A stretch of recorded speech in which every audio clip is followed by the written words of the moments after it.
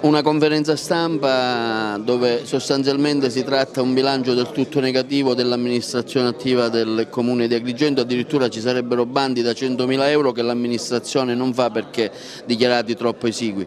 Bilancio negativo ma soprattutto in prospettiva, perché condannare il passato è sempre demagogico. Il problema è che non c'è neanche una prospettiva. Oggi vediamo che c'è un bando del Ministero delle Infrastrutture e dello Sport che ci dà un finanziamento a fondo perduto per un progetto per la quale si possa presentare anche più di un progetto per 100.000 euro, 100% fondo perduto, e il dottore Principato ci viene a dire che non ha né le risorse disponibili a livello di risorse umane e neanche ci viene a confermare che con 100.000 euro non si possono riqualificare nessuna struttura sportiva, il che equivale a un'assurdità allucinante. E non solo, il problema è che l'amministrazione è inerte a questo status di obiettiva fermo amministrativo per la quale non produce nessun effetto. Sia per criticare l'operato dell'amministrazione attiva ma anche per rilanciare delle proposte per la città. Ecco, sinteticamente quali?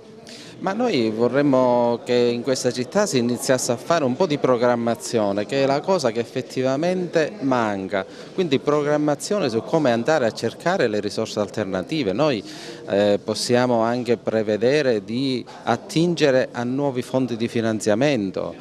Ho detto nella mia relazione sono scaduti i conti energia, ma stanno partendo i conti termico, così vengono ora chiamati, quindi sono delle opportunità che rivolte specificatamente alla pubblica amministrazione che hanno bisogno di essere attivati, questo per dirne una, ma possono anche essere delle proposte che si trovano all'interno del comune e quindi spostare personale che attualmente magari per problemi contingenti relativi al piano regolatore, considerato che vengono rilasciate poche concessioni edilizie, spostarli in attività quali le sanatorie. Non basta criticare ma ci vogliono anche le alternative, no? Quali?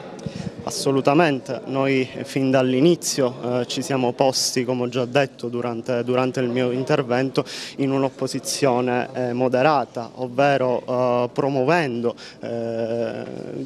tutto ciò che di buono poteva tradursi per la nostra città.